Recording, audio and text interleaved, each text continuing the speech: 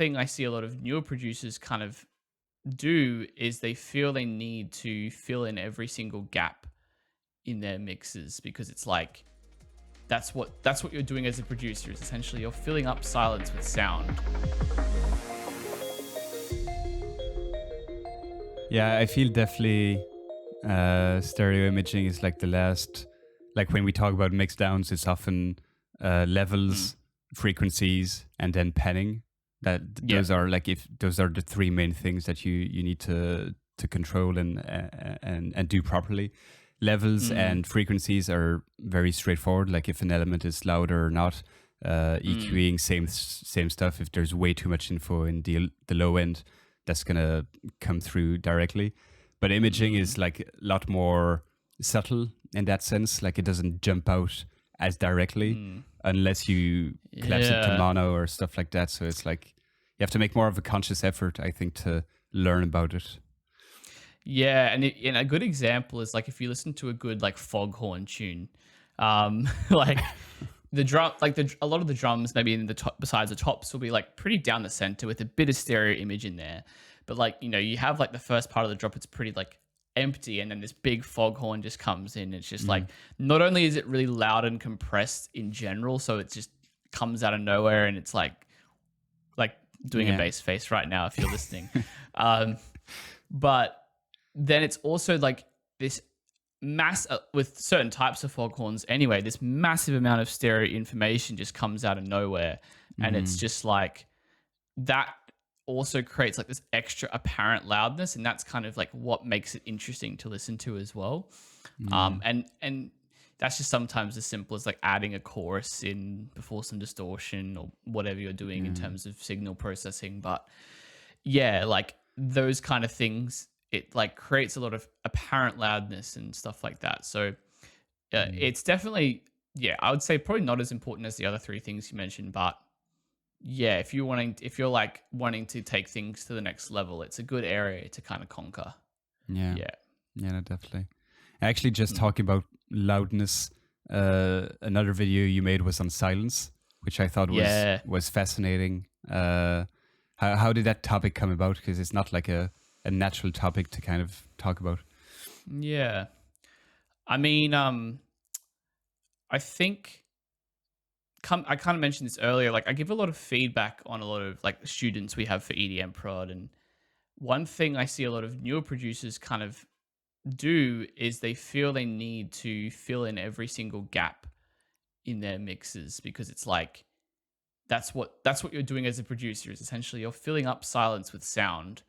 But the assumption for a lot of people is that every little gap has to have something kind of important. And it's like, actually, how can I use the absence of sound as a musical tool, and leave a gap here rhythmically, like a rest is what the traditional music term would be. But you know, a rest or a silence, like at the beginning of the drop where you're expecting a big bass sound to come in. It's like those little things you like create not only a sense of like making the track more interesting, but also just a sense of like dynamics. Like everything is either between like maximum loudness or minimum loudness. And I think like you can kind of have things come out of nowhere that way. And it's like, well, if you're trying to create like say a punchy kick drum, it's like the way it's punchy is because it comes from absolutely nothing to absolute maximum. It's like you can plug it to anything in the production process. It's like if you have a bass sound that is right before it's like pure silence, it's just like going to have so much more impact when it hits. So I think not having to fill every gap is super important.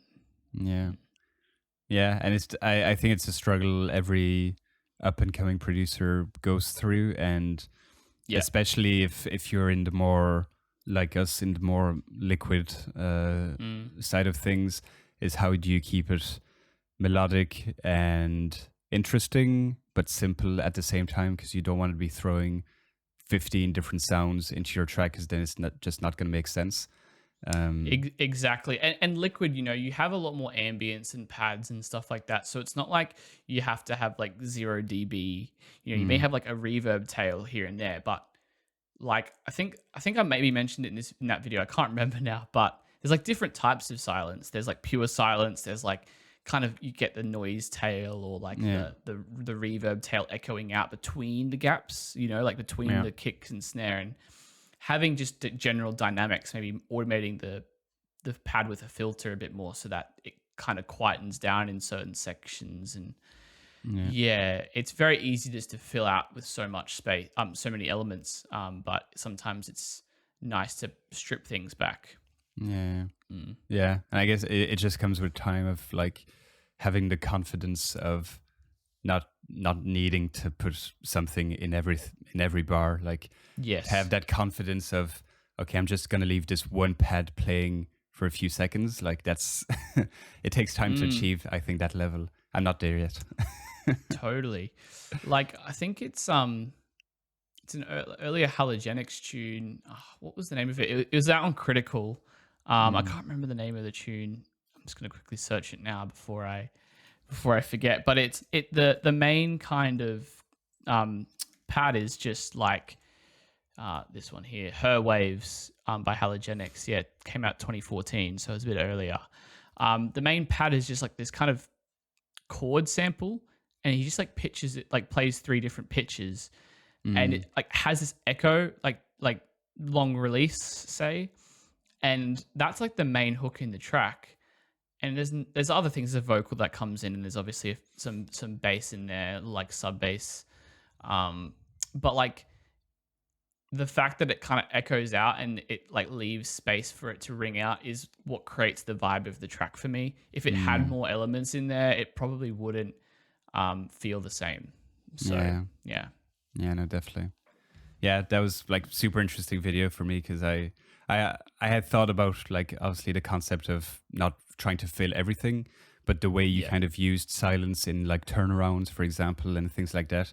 I was like, oh yeah, that actually makes the turnaround more interesting than putting a new sample or a new bass line or something, like just actually removing stuff. That's enough. even in Liquid, like a lot of people just remove the last bar of like a 16-bar phrase, and that's enough sometimes to create that like anticipation before the next section.